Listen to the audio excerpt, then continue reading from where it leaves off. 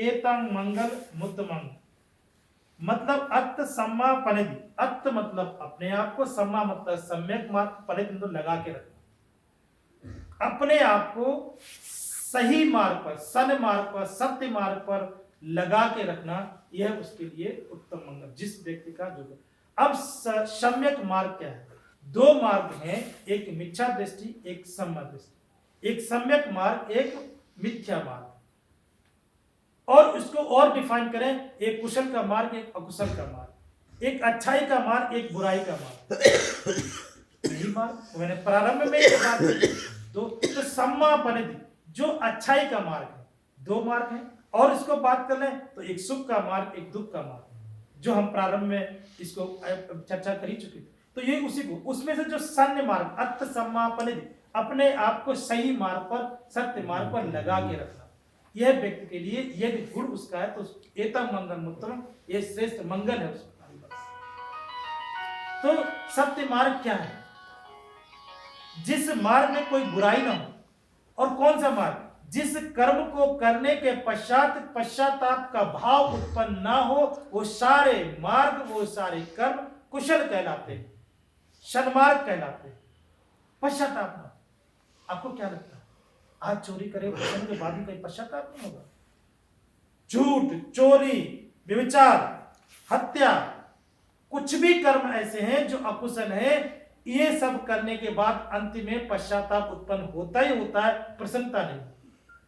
क्षणिक प्रसन्नता हो सकती है, लेकिन अंत में पश्चाताप होता ही होता है, उससे कभी व्यक्ति बच नहीं सकता। आपको पता है कुछ भगवान बुद्ध ने महापाप बताए, महाअकुशल बताए, जिनके पश्चाताप से कभी व्यक्ति बच नहीं सकता। व्यक्ति चोरी छिपे किसी की भी हत्या कर दे या किसी के साथ व्यभिचार करे,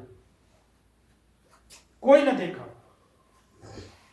कोई न जानता हो, लेकिन खुद कभी भूल जाए, नहीं बोलिए, संभव नहीं, संभव नहीं।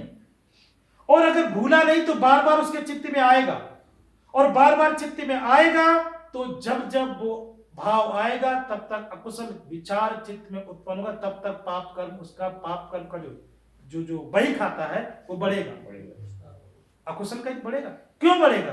बुद्ध कहते हैं चेतनांग भिक्खवे कम्मं वदामि, तुमने कुछ किया, तुमने कुछ नहीं किया, कोई महत्व तो नहीं रखता। तुमने उस चीज का विचार चित्त में उत्पन्न किया, ये महत्व रखता है, क्योंकि वो बीज वहीं पड़ता है। बो दिया ना, उगने से कौन रोकेगा? खेत में गया ना, बीज चित्त में गया, क्योंकि चित्त ही सर्वोपर है, चित्त भी अगुआ है, चित्त भी प्रधान है, वही श्रेष्ठ है। तो अब हमने किया, हम भूल गए, किसी ने देखा नहीं, बंद कमरे में किया, लेकिन विचार तो मुझे बार बार आ रहे हैं ना, और बार बार विचार आ रहे हैं, बार बार कर्म नहीं कर रहे हैं, लेकिन वो बार बार अकुशल कर्म में तब्दील हो रहा है। और कुशल कर्म एक बार किया, बार बार प्रसन्नता उत्पन्न होगी तो बार बार पुण्य कर्म हो रहा है। एक बार हमने दान किया, फिजिकली भौतिक रूप से एक बार किया, लेकिन जब जब स्मरण आएगा कि मैंने उस दिन दान किया था, तो दान क्या है? अप्रसन्नता कर देने वाला है? नहीं, श्रद्धा पूर्वक दिया, आपने दिया, दबाव में तो किया नहीं, तो प्रसन्नता देगा, प्रसन्नता देगा। तो जब दिया था तब भी पुण्य फल प्राप्त हुआ था, और जब जब चित्त में वो उसका भाव उत्पन्न होगा तब तक पुण्य फल प्राप्त होगा। क्यों? क्योंकि बुद्ध कहते हैं चेतनांग भिक्खवे कम्मं वदामि, चित्त में उत्पन्न होने वाले विचारों को मैं कर्म कर। तो इस प्रकार से जो जो जो जो जो विचार है, जो सद्धर्म मार्ग लगा, जो सत्य मार्ग है, उसका उस मार्ग पर अपने आप को लगाना, उस सद्धर्म के मार्ग लगाना, वो धर्म के मार्ग जो सम्यक मार्ग है, उस मार्ग पे आपको लगाना, जो कुशल की ओर लेके जाता है, जो सुख की तरफ लेके जाता है, ऐसे मार्ग पे अपने आप को लगाना ही अत्त सम्मा पनिधि कहलाता है। खुद को, अपने आप को सत्य मार्ग पर, सही मार्ग पर लगा के रखना। वो मार्ग जैसा भी हो, जीवन में बहुत तेरे काम हमको करने पड़ते हैं, लेकिन वो सारे काम सम्यक मार्ग पर। आजीविका साधन जुटाना है तो सम्यक आजीविका होनी चाहिए, व्यापार करना है तो सम्यक होना चाहिए, घर गृहस्थी निभानी तो सम्यक मार्ग से होनी चाहिए।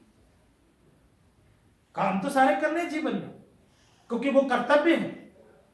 उन कर्तव्य में भी सम्यक मार्ग को खोजना ही अर्थ सम्मा पनिधि कहलाता है। उसमें क्षणिक सुख के लिए अकुशल का भाव तरीके से या गलत तरीके को, अनैतिक तरीका अपना लेना, वह मिथ्या मार्ग कहलाता है, सम्यक मार्ग नहीं।